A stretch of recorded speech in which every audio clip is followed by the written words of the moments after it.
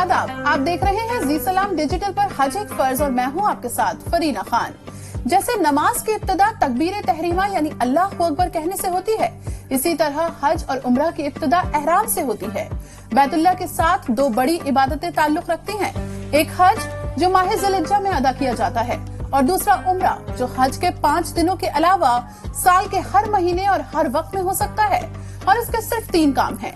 एक ये कि मीकात या मीकात से पहले उम्रे का एहराम बांधें, दूसरा मक्का मुअज़्ज़मा पहुंचकर बैतुल्लाह का तवाफ करें, तीसरा सफा मरवा के दरमियान सई करें और फिर सर के बाल कटवाएं। और याद रहे कि हज के 3 अक़साम हैं।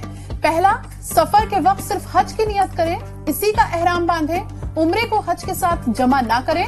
इस किस्म के हज का नाम अफराद है और ऐसा हज करने वाले को मुफरिद कहते हैं।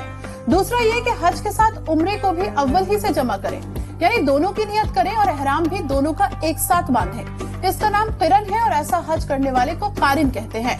तीसरा ये कि हज के साथ उम्रा को भी इसी तरह जमा करें कि मीकात से सिर्फ उम्रे का एहराम बांधें और इस एहराम में हज को शरीक ना करें।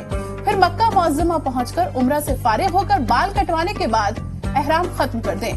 फिर 8वें ज़िलहिज्जा को मस्जिदुल हरम से हज का एहराम बांधें। इसका नाम तमत्तो और ऐसा हज करने वालों को मुतमत्ता कहते हैं। इन्हीं तरह की वीडियोस के लिए आप देखते रहिए जी सलाम डिजिटल।